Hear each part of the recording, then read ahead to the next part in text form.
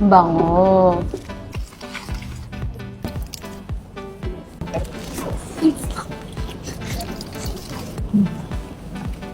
Isang ambir. Hindi tayo kumain ng lunch, hindi tayo kumain ng dinner. 5 years tayo hindi kumain para talagang masulit natin to. Dahil excited akong itry ang The Orange Bucket. So napakasarap nito kasi usually nakakatikim ako ng ganito sa Amerika pa. Pero dito sa Philippines, pwede na tayong makatikim. And this is the 7th branch here in BGC and I'm so happy. Finally matatry ko na din. Thank you. Subo.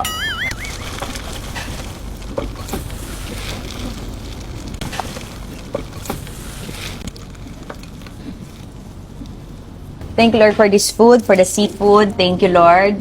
Bango. This is the Big Bang sauce and butter. Okay, first, simulan natin ito.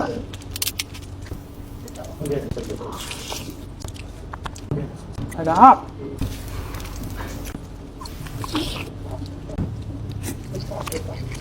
So, kinamay ko na kasi mas gusto ko yung mas malinam na. Lobster tayo, syempre. Go.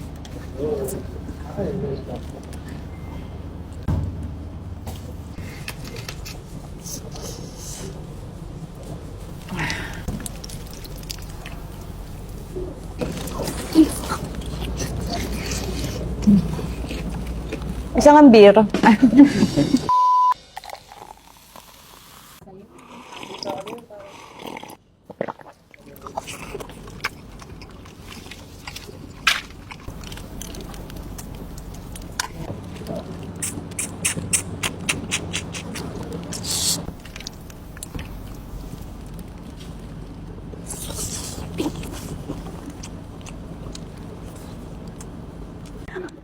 Hindi nga ganyan yan sa kapag Korean. Lalagay na lang ng kanin. Yan o, lahat ng saba.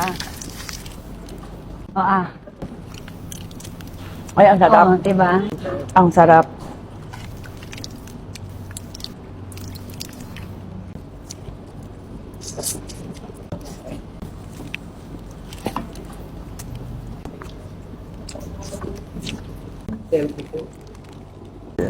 Ay.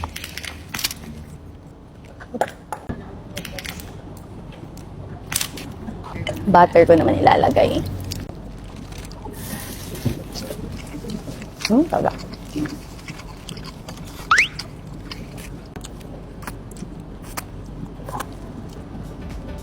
Guys, I will rate it. Feeling.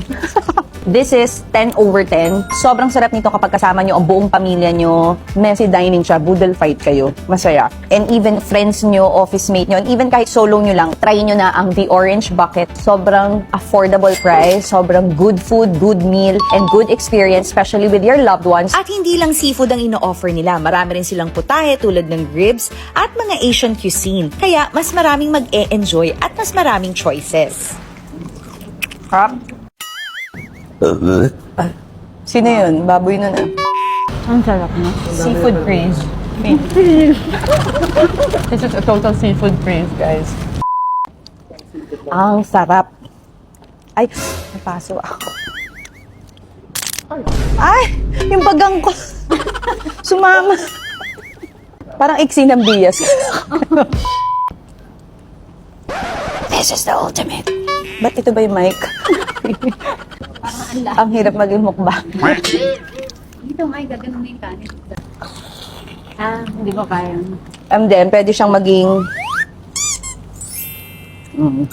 Kung ayaw madumihan yung kamay mo, pero ang dumihan yung kamay ko.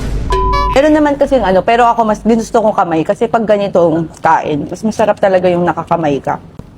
Ako wala na. Sino ba to? Di ko na to kilala yung kasama ko.